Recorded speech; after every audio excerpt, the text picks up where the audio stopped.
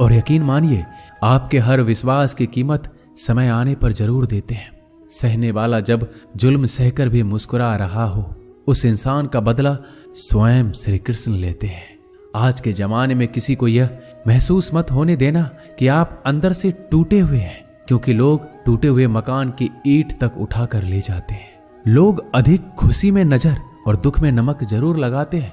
लोग उपवास सिर्फ अन्न का करते हैं, जबकि दिल में जहर, लोभ, लालच, क्रोध, बुरे विचार को पालते हैं।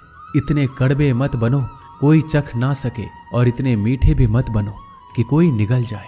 तरक्की की राह पर उसी का जोर चलता है, बनाकर रास्ता जो भीड़ से अलग चलता है। किसी को ज्यादा भाव दोगे तो वो आपको रद्दी के भाव बेच देगा। इसलिए किसी पर उतना ही लुटाओ जितना समेट सकते हो। भाग्य भी उसी का साथ देता है जो पहले खुद अपनी तरफ से सफलता प्राप्त करने के लिए कदम बढ़ाता है। कल शीशा था, सब देख कर जाते थे, आज टूट गया, सब बचकर जाते हैं। ये वक्त है साहब, दिन सबके आते हैं। ऐसे लोगों से बचिए जो आपके मुंह पर तो मीठी बातें करते हैं, लेकिन आपके पीठ पीछे से आपको बर्बाद करने की योजना बनाते हैं। चाह क्या है? बस परिस्थितियों से बना हुआ एक पुतला। खुशियों का कोई रास्ता तय नहीं होता, हर इंसान को अपने लिए खुद ही रास्ता बनाना होता है। ये बात जिसने जान ली, समझो खुशियों ने उसका पता लिख लिया। जितना त्याग करोगे उतना प्राप्त करोगे। लोग क्या कहेंगे? पहले दिन हंसेंगे, दूसरे दिन मजाक उड़ाएंगे और तीसरे दिन भूल जाएंगे। इसलिए लोगों की परवाह मत करो, करो वो जो उचित हो, जिसमें तुम खुश हो। याद रखना, जिंदगी तुम्हारी है, लोगों की नहीं। मन साफ रखोगे तो सुख भी आपको ही मिलेगा।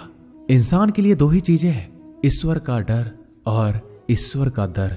ईश्वर का डर रहेगा तो इंसान गुनाहों से बचता रहेगा, और ईश्वर का डर रहेगा तो उनकी कृपा बरसती रहेगी।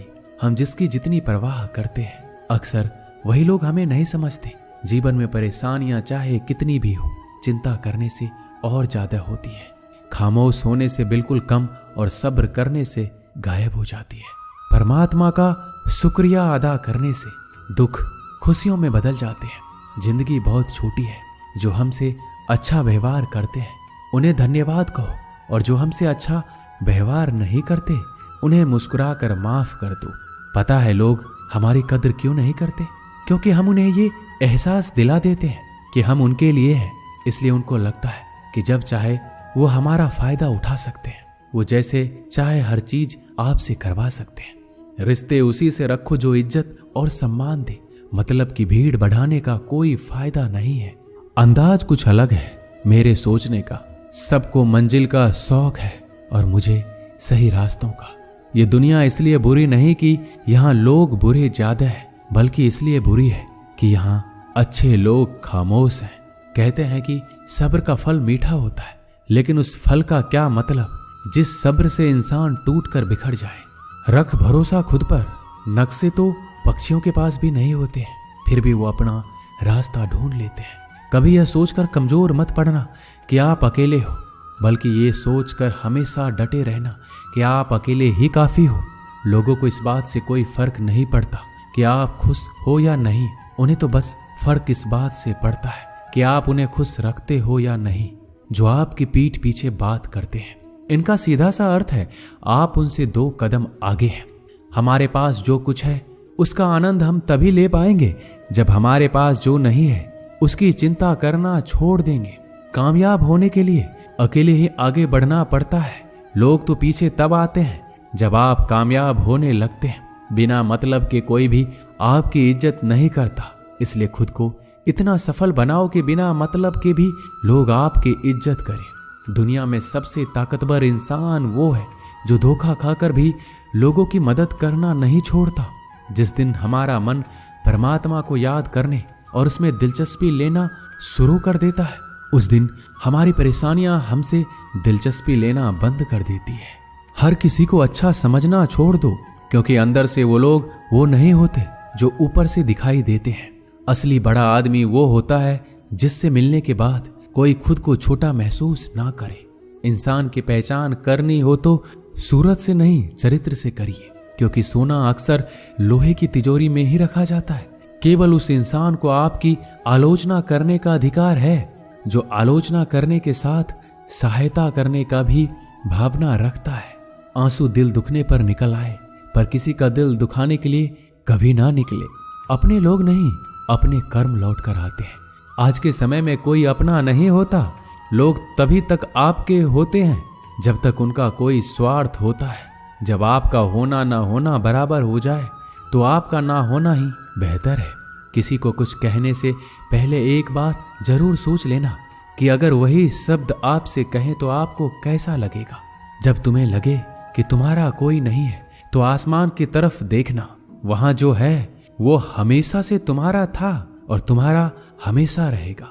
कभी दुश्मन की मदद करनी पड़े तो चूकना मत, हम दिलवाले हैं। बदला लेना तो बुज़दिलों का काम है।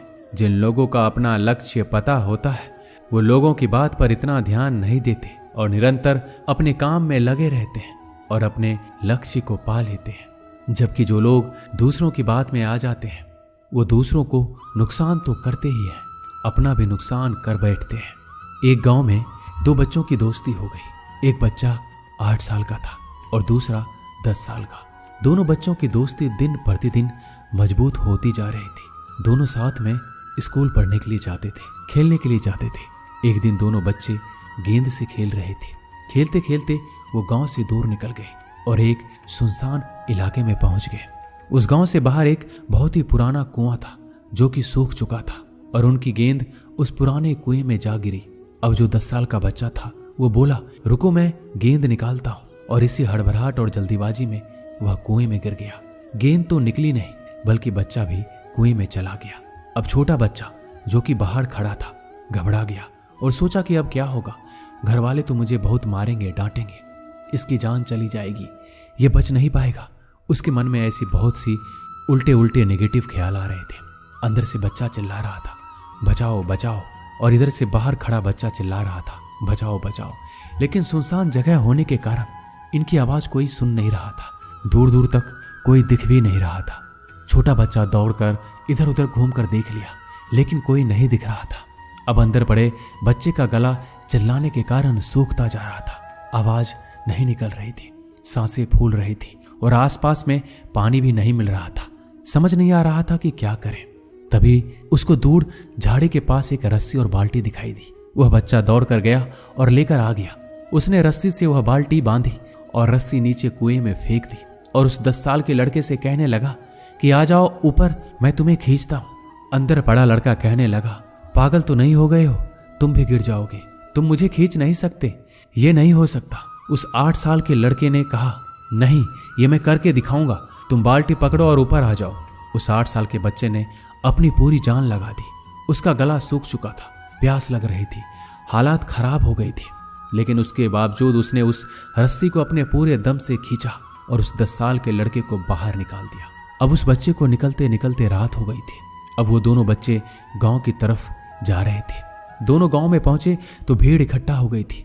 उन दोनों के माता पिता रो रहे थे। गांव वाले कह रहे थे कि बच्चे मिल जाएंगे, बच्चे मिल जाएंगे, लेकिन मिले कहीं नहीं तो सब परेशान थे। इन दोनों बच्चों को जब गांव की तरफ आते हुए देखा तो सभी लोग खुश हो गए। अब दोनों बच्चों से पूछने लगे कि कहाँ गए थे। इन बच्चों को समझ नहीं आ रहा था कि क्या बोले।